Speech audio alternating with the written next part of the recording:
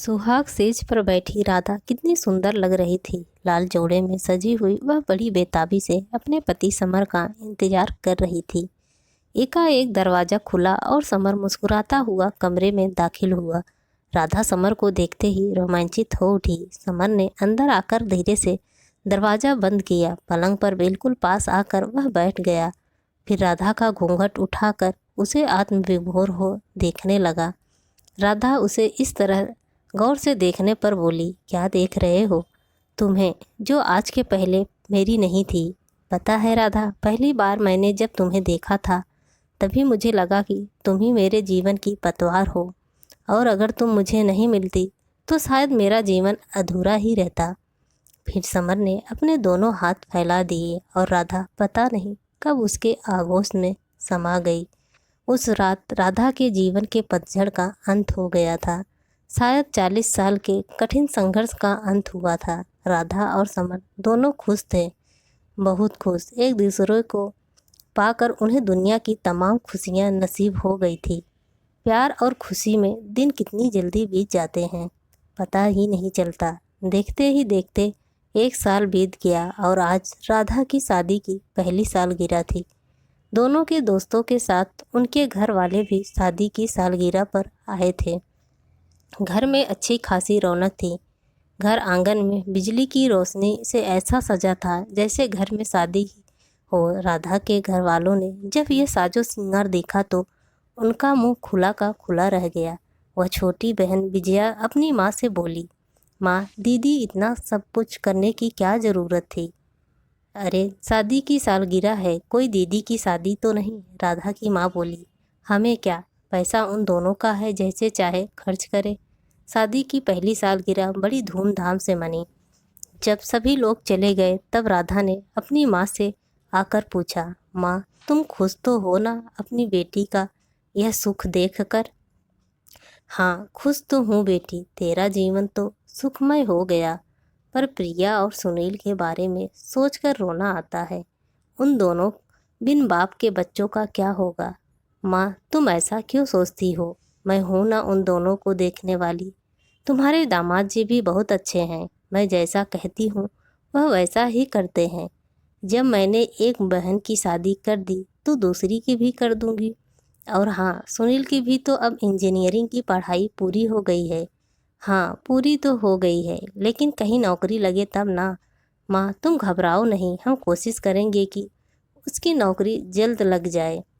राधा, हमें तो बस एक तेरा ही सहारा है बेटी। जब तू हमें छोड़कर चली आई तो हम अपने को अनाथ समझने लगे हैं। अभी राधा और माँ बातें ही कर रहे थे कि समर आ गया। वह हंसते हुए बोला, क्यों राधा, आज माँ आ गई हैं तो मुझे भूल गई? मैं कब से तुम्हारा खाने पर इंतज़ार कर रहा हूँ। माँ की ओर देखकर राधा बोली, माँ, अब तुम सो जाओ, रात काफ़ी बीत गई है। हम भी खाना खाकर सोएंगे, सुबह हमें ऑफिस जाना है। राधा जब कमरे में आई तो समर थाली सजाए उसका इंतज़ार कर रहा था। राधा, कितनी देर लगा दी आने में। यहाँ मैं तुम्हारे इंतज़ार में बैठा पागल हो रहा था। थोड़ी देर तुम और नहीं आती तो मेरा तो दम ही निकल जाता। समर, आज के दिन ऐसी अशुभ बातें तो न कहो। ठीक है, अब हम शुभ शुभ ही बातें करेंगे। पहले तुम आओ तो मेरे पास। समर, हमारी शादी को 1 साल बीत गया है, लेकिन तुम्हारा प्यार थोड़ा भी कम नहीं हुआ, बल्कि पहले से और बढ़ गया है। फिर तुम मेरे इस बढ़े हुए प्यार का आज के दिन कुछ तो इनाम दोगी? बिल्कुल नहीं। अब आप सो जाइए, सुबह मुझे ऑफिस जल्दी जाना है। राधा, अभी मैं सोने के मूड में नहीं हूँ। अभी तो पूरी रात बाकी है। वह मुस्कुराता हुआ बोला।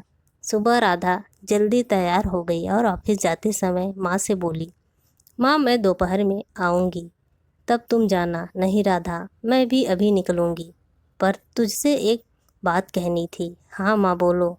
प्रिया का एमए में दाखिला करवाना है। अगर 5,000 रुपये दे देती तो बेटी उसका दाखिला हो जाता। ठीक है माँ, मैं किसी से भिजवा दूँगी। राधा, एक तेरा ही सहारा है बेटी। मैं तुझसे एक और बात कहना चाहती हूँ कि ज़्यादा फिजूल खर्ची मत किया कर। माँ, तुम्हें तो पता है कि मैंने बचपन से लेकर 1 साल पहले तक कितना संघर्ष किया है। जब पिताजी का साया हमारे सिर से उठ गया था, तब से ही मैंने घर चलाने, खुद पढ़ने और भाई बहनों को पढ़ाने के लिए क्या क्या नहीं किया। अब क्या मैं अपनी खुशी के लिए इतना भी नहीं कर सकती? मैं ऐसा तो नहीं कह रही हूँ, फिर भी पैसे बचा कर चल, हमें भी तो देखने वाला कोई नहीं है। आज सुबह ही विजया का फ़ोन आया कि दीदी आज मंटू का जन्मदिन है, तुम और जीजा जी ज़रूर आना। हाँ आऊँगी। और हाँ दीदी, एक बात तुमसे कहनी थी। तुमने अपनी फ्रेंड की शादी में जो साड़ी पहनी थी वह बहुत सुंदर लग रही थी। दीदी मेरे लिए भी एक वैसी ही साड़ी लेती आना प्लीज़। ठीक है, बाजार जाऊंगी तो देखूंगी। दीदी बुरा ना मानो तो एक बात कहूँ। हाँ बोलो, तुम अपनी वाली साड़ी मुझे दे दो। विजया, वह तुम्हारे जीजा जी की पसंद की साड़ी है तो क्या हुआ, अब तुम्हारी उम्र तो वैसे भी चमक दमक वाली साड़ी पहनने की नहीं रही। विजया, मेरी उम्र को क्या हुआ है, मैं तो तुमसे 5 साल की तो बड़ी हूँ। यह सुनते ही विजया ने गुस्से में फ़ोन रख दिया और राधा फ़ोन का रिसीवर हाथ में लिए सोचने लगी थी। दुनिया कितनी स्वार्थी है, सब अपने बारे में ही सोचते हैं, चाहे वह मेरी अपनी माँ भाई बहन ही क्यों ना हो। मैंने सभी के लिए कितना कुछ किया है और आज भी जिसे जो ज़रूरत होती है पूरी कर रही हूँ, फिर भी किसी को मेरी खुशी सुहाती नहीं। जब मैंने शादी का फैसला किया था तब भी घर वालों ने कितना विरोध किया था। कोई नहीं चाहता था कि मैं अपना घर बसाऊं।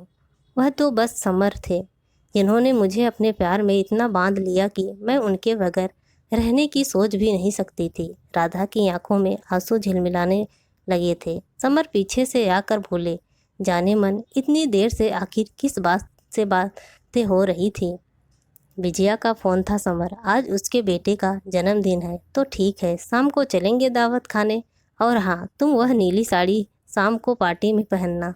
उस दिन जब तुमने वह साड़ी पहनी थी तो बहुत सुंदर लग रही थी, बिल्कुल फिल्म की हीरोइन की तरह। समर, लेकिन वह साड़ी तो विजया मांग रही है। क्या? हाँ, वैसे मैंने उसे कहा है कि वह आपकी पसंद की साड़ी है, तो तुम पार्टी में जाने के लिए कोई दूसरी साड़ी पहन लेना और वह साड़ी उसे दे देना। आखिर वह तुम्हारी बहन है। समर, तुम कितने अच्छे हो। हाँ, वो तो मैं हूँ, लेकिन इतना अच्छा नहीं कि नाश्ते के बगैर ऑफिस जाने की सोचूं। राधा और एक दूसरे को पाकर बेहद खुश थे। दोनों एक के विचार एक थे, भावनाएं एक थी। एक दिन राधा का भाई सुनील आया और बोला, दीदी मुझे कुछ रुपए चाहिए। किस लिए? शहर से बाहर 1-2 जगह नौकरी के लिए साक्षात्कार देने जाना है। कितने रुपए लगेंगे? 10,000 रुपये दे दो। इतने रुपए का क्या करोगे सुनील? दीदी, इंटरव्यू देने के लिए अच्छे कपड़े जूते भी तो चाहिए, मेरे पास अच्छे कपड़े नहीं हैं। सुनील, अभी मैं इतने रुपए तुम्हें नहीं दे सकती। तुम्हारे जीजा जी की बहुत इच्छा है कि हम शिमला जाएं। शादी के बाद हम कहीं गए नहीं थे ना घूमने। दीदी, तुम्हारी शादी हो गई वही बहुत है। अब इस उम्र में घूमना टहलना ये सब बेकार के चोचले हैं।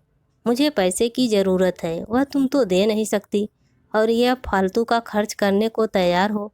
सुनील, क्या हम अपनी खुशी के लिए कुछ नहीं कर सकते? अरे इतने दिनों से तो मैं तुम लोगों के लिए ही करती हूँ आई हूँ, और जब अपनी खुशी के लिए अब करना चाहती हूँ तो बात बात पर तुम लोग मेरी उम्र का एहसास दिलाते हो।